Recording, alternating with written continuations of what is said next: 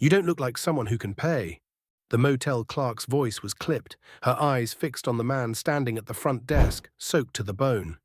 His military duffel was drenched, clutched like it was all he had left. "I'm sorry," he murmured.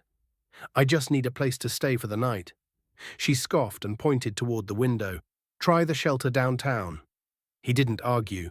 He simply nodded, turned, and walked back into the storm. Mary saw everything.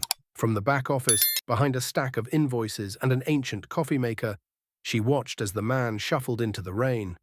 She wasn't a woman who wore emotion on her sleeve, but something in his posture, something beaten down, quiet, dignified, hit her in the chest. She stepped out and called, "Sir, wait." He turned, wary. "Come back," she said. "You can stay here tonight. No charge." He hesitated, lips parted in disbelief. Then he nodded. "Thank you, Mum." She handed him a key to room 3 and brought him a towel, a warm bowl of stew, and a dry set of clothes someone had left behind months ago.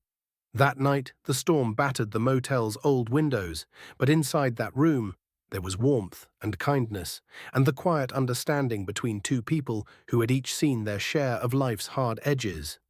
His name was James, a veteran recently discharged, drifting without direction or destination.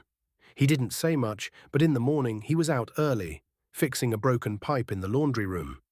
The next day, he repainted the handrails. Mary watched, curious. Her staff didn't trust him, just another drifter, they said. But Mary knew better.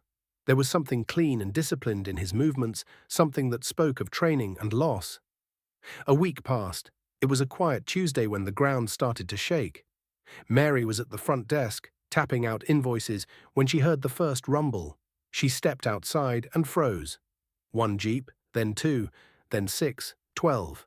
A convoy, military green and dust-covered, rolling into her gravel parking lot like a scene from a movie. Jeeps with flags, insignias, and soldiers climbing out. Boots hitting the pavement in unison. A man approached her, clean-shaven, eyes sharp. He saluted. "Ma'am, we're here to thank you." Mary blinked. "For what?" Then James stepped out from the last vehicle, this time in uniform, pressed and proper. "This is my unit," he said. "I told them what you did. I told them you didn't treat me like I was disposable, that you saw me." The soldiers began unloading supplies, buckets of paint, toolkits, new mattresses, linens, even flowers for the lobby.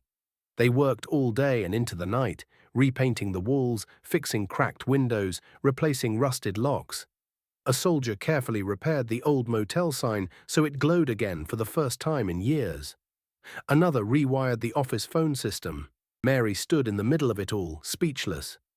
By sundown, the motel didn't just look better, it felt different, alive, like something sacred had passed through. When the local news arrived, neighbors started gathering too. Veterans, travelers, families who had once passed through, each sharing stories, offering help, bringing food. Mary's single act of kindness had triggered a wave of change no one saw coming. That night, under the neon glow of the newly lit sign, James stood beside Mary as they looked at the transformed place. "You didn't just give me a room," he said. "You gave me back my dignity. You reminded me I still mattered." Mary, eyes glassy, just nodded. "You did all this," she said softly. "No," he replied. "You did. You saw me. And that saved me."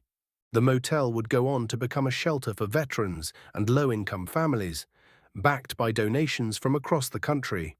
But for Mary, it wasn't about the attention. It was about one rainy night, one decision, one man who reminded her why she opened the motel in the first place. Before we end the story, let us know in the comment, where are you watching from? If this story touched you, subscribe to the channel, hit that like button, and drop a karma in the comments below.